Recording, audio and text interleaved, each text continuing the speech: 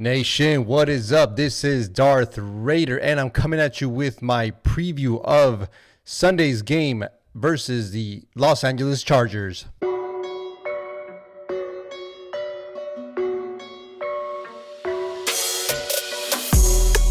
right, fam, what is going on? This is Charger Week, and this is Revenge Week. As always, with these previews, we're going to go ahead and take a look at the injuries. We're going to go ahead and take a look at the opponent, a couple of rankings in there, keys to the game, and then my predictions. We take on the the Chargers. Like most games this season, I believe it is going to be a close game. It might even come down to the end of the game. All right, so let's go ahead and start off with these injuries here. I won't get into too much depth in them because I think at this point everyone's really injured. So we're just gonna go ahead and talk about like the most important people here. So Andrew Billings, Brandon Bolden, Josh Jacobs, Lester Cotton, and Denzel Perryman are all questionable for Sunday's game. That being said, I'm pretty sure most of these guys will be playing, but we do have Jasper Horsted and Kendall Vickers. Those two guys are actually going to be out and they won't be playing. Now, this is kind of when it gets a little bit interesting for the Chargers. So Nazir Adderley, Braden Nahoko, and Drew Tranquil are all questionable. I think these guys will be playing, but Corey Lindsey, Trey Pipkins, and Mike Williams will not be playing. So that is going to be great news for all of us Raider fans.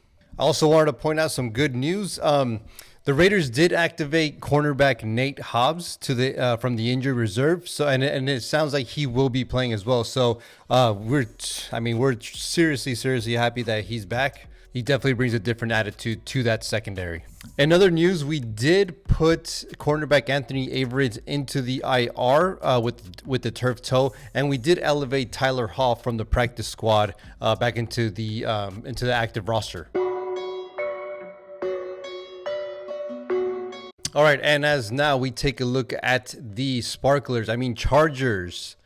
All-time record when it comes to these two teams, we are currently leading right now with a record of 67 wins, 57 losses, and 2 ties. Right now in the AFC West, they are currently sitting in second place with a record of 6-5. So actually, if we take a look at their team stats right now, they're ranked 6th with 262 passing yards per game.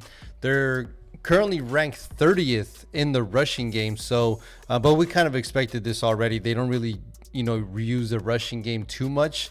They kind of use their running backs more of like pass catching running backs as well. So they are sitting in 13th in average points per game at 22.9, almost 23 points per game.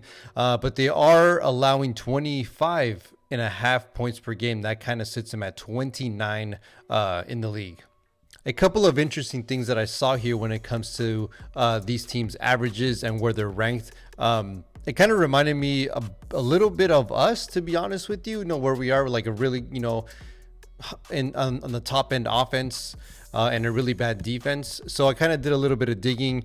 I checked out kind of like a comparison on both of them that I'll go ahead and share here. So as you guys can see, like I talked about, it was going to be 22.9 points per play, while we're averaging 24 points per game. They allow 25.5 points per game, while we're averaging 25.1 per game. Like I said before, they tend to use their passing game a lot more than we do. So they're averaging 273 yards per game, while we're averaging 256 yards per game. This is where the scales tip a little bit. So their rushing yards are averaging about 85 yards per game, while we're averaging 122. Now onto the defense. They are averaging less yards passing per game compared to us at 232 compared to our 264. But look at those rush yards allowed, 151, almost 151 and a half yards per game, while we're averaging about 117. So, obviously I'll talk about keys to the game and stuff like that, but looking at these stats, it definitely does make a difference here. So while I'm looking at these stats, you guys can obviously see that these teams are really, really close when it comes to, production. The only difference is going to be that record, which to me kind of says that, while we're losing those close games, they're winning those close games. Case in point, that Arizona game last week, they were down from, I think most of the game.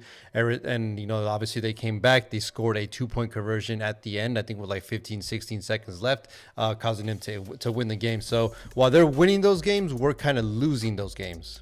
So let's check out some of these players that the Chargers currently have. First and foremost, obviously, we're going to start with the quarterback, Justin Herbert. The guy's ranked 5th in passing yards with 3,004 yards right now. He is tied for 5th with 19 passing touchdowns. Tied for 18th with 7 interceptions with a QBR of 61.1, which ranks him in 8th place. Moving on to their other weapon is going to be running back Austin Eckler. As you guys can see here, he has 554 rushing yards. That's good for 26th. But what kind of sets Austin Eckler apart is going to be that he's that pass catching type of running back. So something that's not showing up here, you guys, is going to be how many pass catching yards he has. That's 497. So like I said, right now he's at 1,000 yards, combined. Tied for 8th with 7 touchdowns, averaging 4.3 yards per carry. That's good for 31st. Now, like I said, keep in mind this graphic might seem like he's not that good, but it doesn't take into account the receiving yards here. And moving on to the defense, the only person that I really want to talk about is going to be our dear friend here, former Raider Khalil Mack. My man here has 26 tackles so far, solo. Not that good, but keep in mind that he is also just a defensive end. Tied for 17th with only 7 sacks right now. Tied for 7th with 2 forced fumbles. No interceptions here. But I think the most important thing here that we all, have to know is like not so much the sacks that he brings up, or like the forced fumbles and stuff like that, is just the amount of pressure that he provides, and he's always just causing disruption back there. So we definitely have to watch out for this guy. While I'm a huge fan of him, not fan of the team, so he can go fuck himself right now. All right, fam, we talked about the Chargers, we talked about the injuries as well. Let's go ahead and move on to the keys to the game. So family, my first key to the game is going to be get Davante Adams anywhere from 10 to 15 targets. We need to get him involved early and often, kind of keep the pressure off the run game for a little bit, because I do think that's going to be coming in handy towards the end of the game. And I mean, we already saw what he can do when it comes to, playing the Chargers. I think last game he had like 9 or 10 receptions for 141 yards and a touchdown or something like that. So, I mean, he's already done well against them. I don't see why he wouldn't be able to do well against them again. It's not like anything really changed. So key to the game number 2 is going to be get Josh Jacobs 20 plus carries this game. I think 20 is a good threshold. I do believe we will be running this game a lot. So, do expect a little bit of more Amir Abdullah and, maybe some Zamir White if possible, maybe a little bit of Brandon Bolden. I'm not too sure, but they are the 30th ranked defense when it comes to, stopping the rush. So I mean, if the whole game plan has to be run the ball, so be it. But at the very least, we have to get Josh Jacobs 20 plus carries. Keep in mind that he has 5 100-yard games, and the Raiders are actually 4-1 whenever he gets over 100 yards. So let the man eat.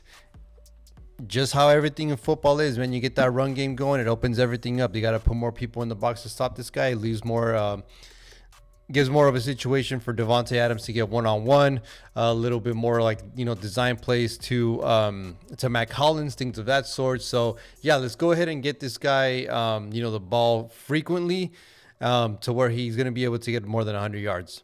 And my third key to the game is going to be limiting Eckler's production. Like I talked about before when we were checking out, who's the notable people in that team. This guy has over 1,000 yards all purpose. He has a little bit over 500 yards rushing and a little bit under 500 yards receiving the ball. I'm not too sure how healthy Keenan Allen is, but Austin Eckler is the heart of that offense. And if it doesn't go through him, if he can't get going, then the offense is going to be really struggling to get going as well, making Herbert, throw a little bit more. So, more throwing, the more of a chance for interception for us, especially with Nate Hobbs coming back. All right, guys. So we touched on the Chargers. We touched on the keys to the game. We want to go ahead and talk about injuries, things of that sort. So let's go ahead and go with predictions. Now, these games are usually pretty close between both of us. and you know how we checked out the stats, we're both averaging anywhere from like 25, anywhere from like 22, 25, 27 points. That's usually how much we're averaging as far as scoring and allowing. So I personally think it's going to be going a little bit more this time. There's going to be a little bit of more of a focus on an offense compared to that 25-19 loss in week 1. So my prediction is going to be a Raiders win at Allegiant Stadium with a score of 28-27. All right, guys, that is it for me. This is my preview. Thank you for hanging out with me, listening to what I have to say. But before you guys go, make sure you go ahead and pay that tab. Go ahead and subscribe. Go ahead and like this video. If there's anything, like I said, you guys want to talk about, feel free to let me know. Raider Nation, I am out.